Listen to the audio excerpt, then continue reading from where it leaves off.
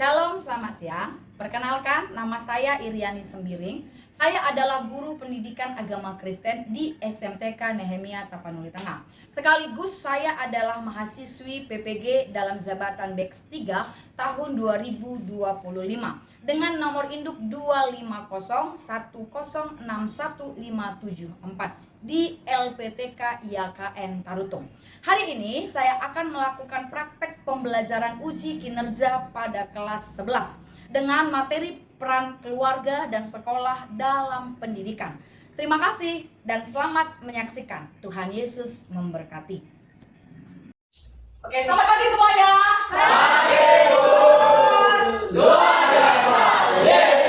Nah, Ibu tengok sekarang kalian sangat semangat belajar. Tapi sebelum kita mulai belajar kita, Ibu minta salah seorang di antara kita untuk kita berdoa dan juga ibadah singkat pada anak kami. Angel, silakan. Baik, saya undang teman-teman untuk bangkit berdiri. Mari kita angkat lagu pujian kita dalam Yesus kita bersaudara. 1, 2, 3, ya. Dalam Yesus kita bersaudara. Dalam Yesus kita bersaudara. Dalam Yesus kita bersaudara. Sekarang dan selamanya. Dalam Yesus kita bersaudara. Baik, kita bersatu dalam doa. Terima kasih Bapak, terima kasih Tuhan Yesus buat pada pagi menjelang siang ini. Sebentar Bapak, kami akan memulai pelajaran ini, memberkati pelajaran ini sehingga kami dapat memahami dan mengerti. Dan begitu juga Tuhan berkati guru yang mengajar kami agar dapat sabar dalam didik kami. Dalam Yesus kami memulainya. Haleluya. Amin. Amin. Sebentar saya silakan duduk. Baik, Ibu akan absen. Berarti kita semua boleh dikenalkan namanya. Damayanti, hadir Bu. Dedi Saputra, Hadir, Bu. Pati Jatulo, Hadir, Bu. Juniman, apa ya? Lazarus, Hadir, Bu. Maria, Hadir Bu. Natasha, Hadir Bu. Nursela, Hadir Bu. Uniman, Hadir, Bu. Topik, Hadir, Bu. Tolisman, Hadir, Bu. Oke. tiga, Yamolo, Datang Bu. Jasmani, Hadir, Bu. Rehat, Hadir, Bu. Supardin, Hadir, Bu. Jessica Situmea, Hadir Bu. Situmea, Dedi, Situmea, kalau Jessica. Hadir, Bu. Hadir Bu. Iya, baik. Kita akan mulai pelajaran kita, yaitu peran keluarga dan sekolah dalam pendidikan di semester ini. Ibu percaya tidak ada seorang pun kita yang tidak tahu arti keluarga. Siapa di sini yang sudah berkeluarga? Tidak ada ya, Anda masih SMA. Kalau sempat Anda berkeluarga berarti tidak hebat lagi. Ya kan? Keluarga itu terdiri dari 3 yang disebut keluarga inti. Yang pertama adalah ayah, ibu, dan anak. Ya, sekali lagi keluarga inti disebut yaitu ada 3 dari ayah, ibu, dan anak. Tujuan pembelajaran kita hari ini adalah yang pertama memahami peran keluarga dalam pendidikan. Yang kedua, memahami peran orang tua dalam keluarga. Yang ketiga, memahami pola didik yang benar dalam keluarga. Dan yang keempat, mengetahui hubungan keluarga dan sekolah sebagai lembaga pendidikan. Inilah tujuan pembelajaran kita pada pagi hari ini.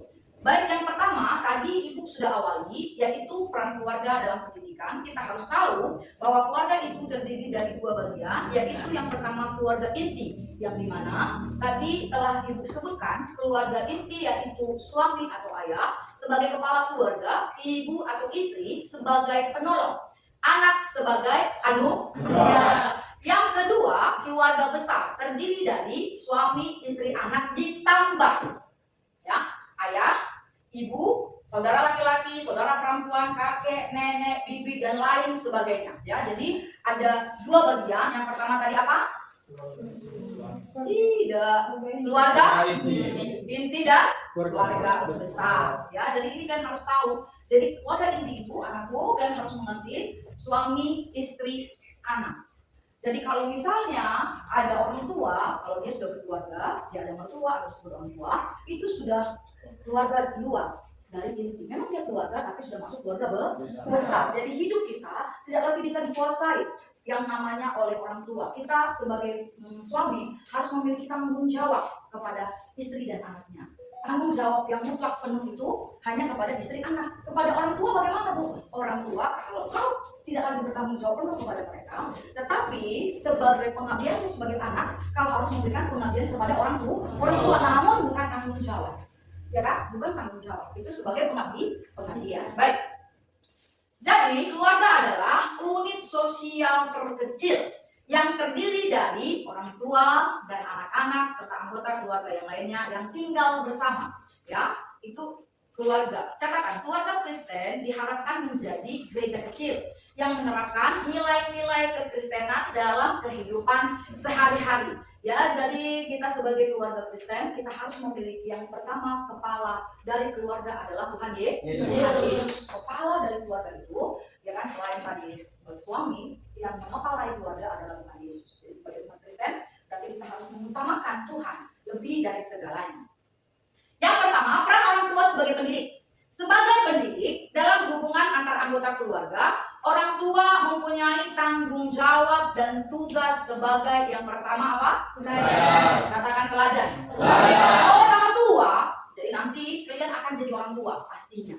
Sebagai orang tua, kita nggak boleh hanya asal menikah saja.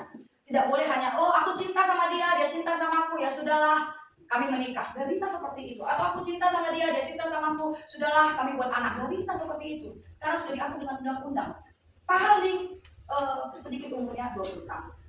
Ya kan? Dan tanggung jawab sebagai orang tua itu sangatlah besar. Kita seringkali hanya memikirkan besar nafsu saja, tidak memikirkan besarnya tanggung jawab. Hanya besar rasa cinta aja. Oh Bu, aku cinta. Apapun dibilang orang tua nggak mau didengarkan demi cinta, tanpa memikirkan tanggung jawab.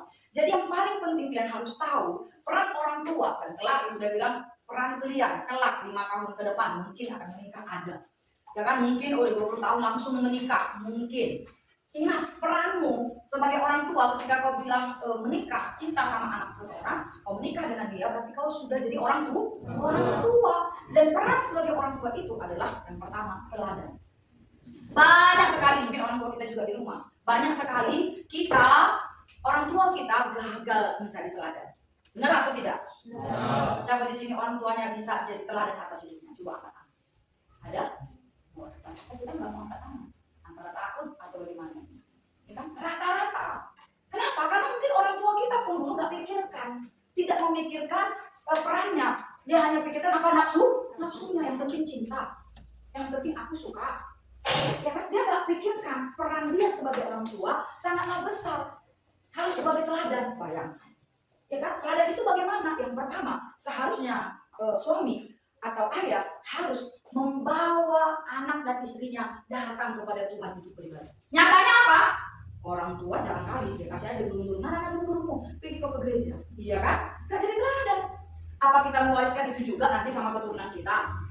Ini yang menjadi satu pertanyaan penting. Apakah kita nanti setelah itu mewariskan hal yang sama kepada keturunan kita? Jadi maka daripada itu kita harus ngerti, ya, teladan menjadi figur yang dicontoh anak. Namanya teladan. Berarti membawa yang pertama yang harus dicontoh itu anak-anak semuanya harus dibawa ibadah. Contoh, siapa yang pertama dicontoh? Bapaknya. Kayak laki-laki, kau harus jadi teladan. Ya kan? Karena tadi bilang peran istri itu apa? Menolong. Menolong bagaimana maksudnya? Kalau misalnya suaminya ke laut, berarti siapa yang di rumah? Istri. Berarti istri harus menolong suaminya untuk membawa anak-anak datang kepada Tuhan. Ya kan? Itu teladan. Gak gampang menikah. Hanya gampang cinta doang. Tidak pakai modal, hanya ngomong aku mencintaimu. Hanya ngomong gombalan saja, tanpa berpikirkan itu. Mana bisa makan cinta? Yang bisa dimakan apa? Nasi. Ya kan? Yang kedua sebagai apa?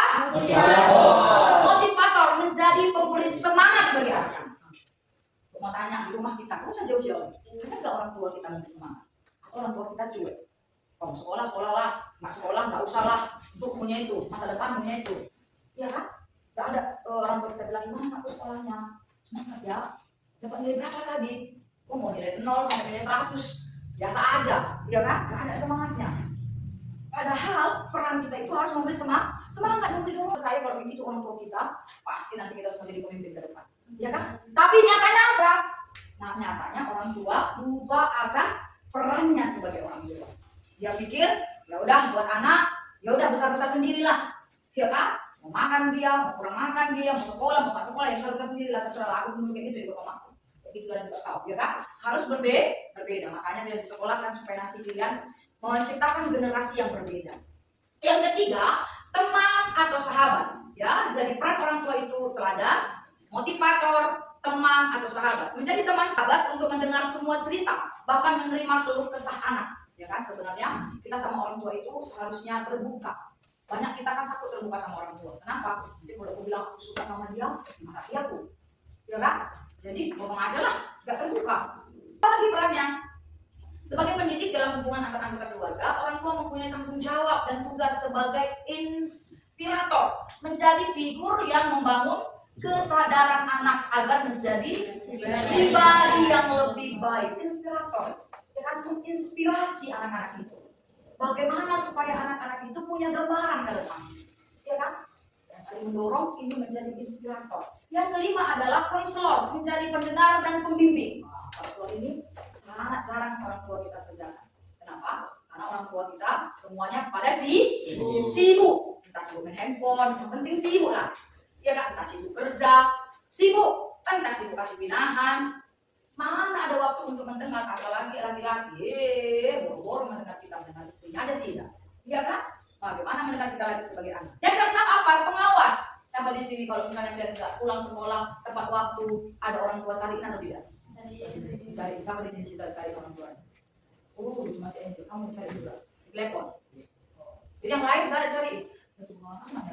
Harusnya sebagai pengawas mengingatkan, menegur jika melakukan kesalahan, memberikan sanksi yang telah ditetapkan bersama, dan memberikan pujian atas semua kemajuan teladan yang ditunjukkan. Ya, ini harus dilakukan oleh seorang orang tua, yaitu mengingatkan ataupun mengawasi anak-anaknya. Ya kan? Itu sebenarnya bentuk kasih sayang. Perhatikan sebagai pengawas, bukannya dibiarkan. Kalau kita dibiarkan itu tanya, ya kan? Kalau nggak mau dibilang, karena memang benar. Orang yang tidak menghargai orang tuanya, karena orang tua sudah menjalankan tanggung jawabnya sebagai pengawas, ya kan? Kalian orang tua sudah menjalankan tanggung jawabnya sebagai pengawas, tapi kalian tidak mendengarkan. Apa yang terjadi? Ya kena patah-patah tulang dengan tidak menikah. Apalagi suami, apalagi mama aja tidak kau dengar. Apalagi suami pasti tidak, yakin aku 100%. Ya, pola pendidikan dalam keluarga ada 5. Yang pertama, pola didik memanjakan. Siapa di sini yang dimanjakan oleh orang tua? Tidak ada. Bagaimana pola didik mama aku di rumah? Kasih ya, memanjakan ya. Emang memanjakan ini dengan kasih? Kasih sih. Dengan kasih atau tidak memanjakan? Kasih. Tapi kasih yang berlebihan, ya. Jangan mau pikir memanjakan nggak kasih. Ini sangat kasih, sangat mengasihi, tapi berlebihan. Ini saking sayangnya, ya kan? Tapi ini salah, ya kan? Dikatakan pola didik memanjakan ini membuat anak-anak bertumbuh menjadi apa? Egois dan kurang daya juang, sehingga kurang menghormati orang tua. Pola didik memanjakan itu tumbuhnya seperti ini. Dia itu menjadi orang egois, mementingkan diri sendiri. Tadinya dia manja, tiba-tiba mamanya di perjalanan sama bapaknya hancur bisnisnya, jadilah Jamila. Apa yang terjadi sama anak ini? Mulai tidak sopan sama orang tua, mulai dia berontak. Kenapa? Karena selama ini apa yang dia mau dikasih, apa yang dia mau dikasih, tiba-tiba nggak bisa lagi. Terakhir anak ini bilang, ngapain aku punya mama seperti mama? Ngapain aku punya bapak seperti bapak? Masa kebutuhanku tidak dicukupi? Tidak ada belas kasihannya, karena selama ini dia sudah dibentuk dengan kemanjaan. Ini sangat mengerikan, ya. Jadi ini sangat tidak bagus. Pola didik yang seperti ini tidak bagus. Pola didik apalagi otoriter. Apa itu otoriter? Segala sesuatu ditentukan oleh orang tua, anak tidak diberi kesempatan untuk mengambil keputusan. Ini pun tidak bagus. Segala sesuatunya dari bajunya, semuanya, semua dipilihkan oleh orang tua. Otoriter. Kalau kata mamanya A, kalau bilang bapaknya B, harus B. Kalau tidak, dia marah. Ini otoriter. Ini membuat anak tidak bisa mengambil keputusan atas itu. Ya kan? Ini pun tidak benar. Dampaknya, ia akan tumbuh menjadi orang yang tidak bertanggung jawab dan sangat tergantung pada orang tua. Ini pun tidaklah baik. Pola didik membiarkan. Wah, ini mungkin kebanyakan orang tua kita seperti ini. Cuek. Orang tua membiarkan anak menentukan apapun sesuai keinginannya. Mau dia tidak datang, mau dia terlambat datang, mau dia tidak makan, mau dia makan, terserah, cuek. Yang penting kasih dia makan, kasih jajan cukup, cuek. Ya. Dampaknya sulit bekerja sama dengan orang lain, suka menentang dan egois. Ya. Yang keempat, pola pikir protektif. Suatu gaya pengasuhan yang dilakukan oleh orang tua dengan cara sangat melindungi dan mengawasi anak-anak secara ketat.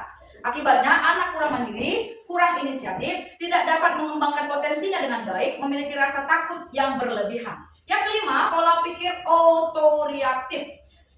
Suatu gaya pengasuhan yang dilakukan oleh orang tua dengan cara yang demokratis, terbuka dan mendukung anak untuk aktif, untuk mandiri dalam proses mengajar dan mengambil keputusan. Inilah yang harus dikerjakan sebagai orang tua. Ini yang harus kita contoh, yaitu pola pikir otoriatif. Mulai ada hubungan dengan anak, mulai peduli dengan anak, ya, ada demokrasi, ada terbuka, mendukung, ya, aktif, ya kan, bertanya. Kalau ini yang kita kerjakan, kita mulai membangun pola yang bagus dalam keluarga kita, ya kan? Emang sulit, bukan gampang untuk mengerjakan hal ini, karena kita harus banyak waktu, karena kita sebagai orang tua harus aktif ya sama anak-anak kita ya. Mereka mengambil semuanya tanggung jawab sebagai anak. Sebagai orang tua, ibu sudah memberi yang terbaik, dan sebagai anak ibu tuntut tanggung jawab mereka untuk bekerja, ya kan? Dan hal ini harus terus bergulir sama anak-anak. Dan ibu kalau ada berkat uang gitu, ibu ajak mereka semua, ayo kita mulai apa jajan, atau ajak mereka, baru tanya, gimana sekolahmu, Joy, Dave, Kiki, Theophilus, gimana, ya kan? Mulai ada komunikasi, tanya, dorong, semangati mereka. Yang paling penting adalah orang tua mendidik anak dalam takut akan Tuhan dalam Amsal 1 ayat 7 dan menambah iman dalam hidup sehari-hari. Keluarga dan sekolah sebagai lembaga pendidik yang pertama, orang tua di rumah adalah pendidik pertama, tetapi guru di sekolah sebagai pendidik utama. Orang tua yang pertama, karena ketika kita lahir nggak langsung sama guru, tapi sama orang tua. Jadi orang tua itu pendidik yang pertama, ya kan? Tetapi guru sekolah sebagai pendidik yang utama untuk apa? Ilmu pengetahuan. Peran keluarga yang pertama membentuk karakter, mengembangkan kemampuan sosial, mendukung proses belajar, mengembangkan kemampuan emosional. Peran sekolah mengembangkan kemampuan akademik, mengembangkan kemampuan sosial, mengembangkan kemampuan emosional, mengembangkan kemampuan kreativitas. Ya, inilah peran sekolah. Jadi hubungan keluarga dan sekolah tidak dapat diabaikan karena keduanya memiliki peran masing-masing dan saling keterkaitan satu dengan yang lain. Hubungan keluarga dan sekolah dapat ditingkatkan dan dilaksanakan melalui kunjungan orang tua sekolah, kunjungan guru ke rumah, rapat orang tua dan guru, dokumentasi catatan kepribadian dan kemajuan belajar anak. Baik, dengan demikian anak-anak, kita akan buat satu kelompok untuk kita mengerjakan tugas dan satu kelompok itu ada 5 orang. Silakan ambil kelompoknya masing-masing. Ayo, silakan.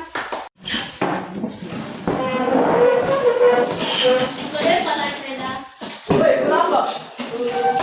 Satu lagi sih, cuma satu kelompok. Satu lagi sana.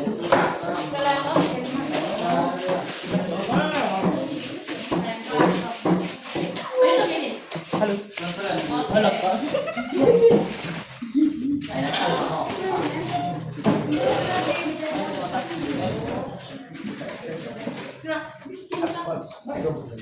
Halo. Woi, bulan deh. Ada mau yang bulan? Ayo kurang bu, cinta. Cinta ya. Ulang, Bu.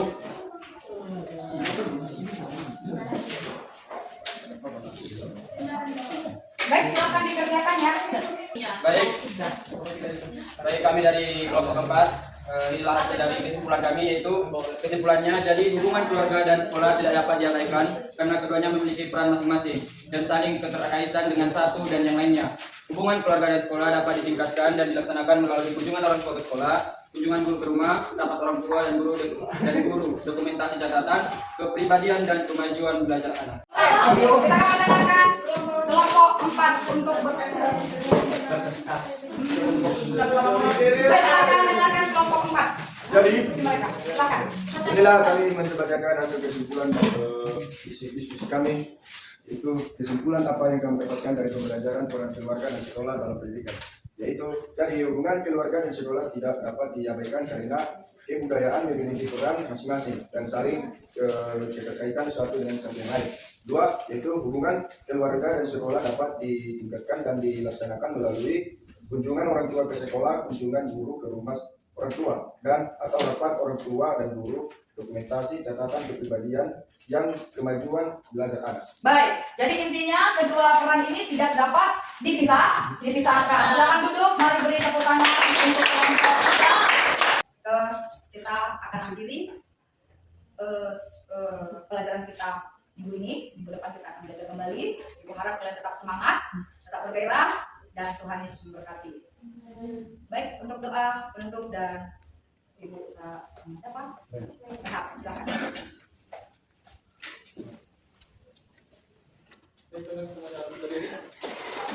Kita lakukan kita, terima kasih Tuhan. Tentu tidak ya. Terima kasih Tuhan untuk kasih setiamu yang buat lagi dalam hidupku. Terima kasih Yesus untuk kebaikanmu sepanjang hidupku. Terima kasih Yesusku, buat anugerah yang Kau beri selama ini. Tuhan adakan syukur bagimu. Bapa dalam kerajaan surga, kami mengucap syukur Tuhan dan terima kasih Tuhan Yesus atas kasih anugerah-Mu, kasih setiamu kepada kami Bapa yang baik. Pada saat ini Bapa yang baik, kami telah selesai belajar Bapa.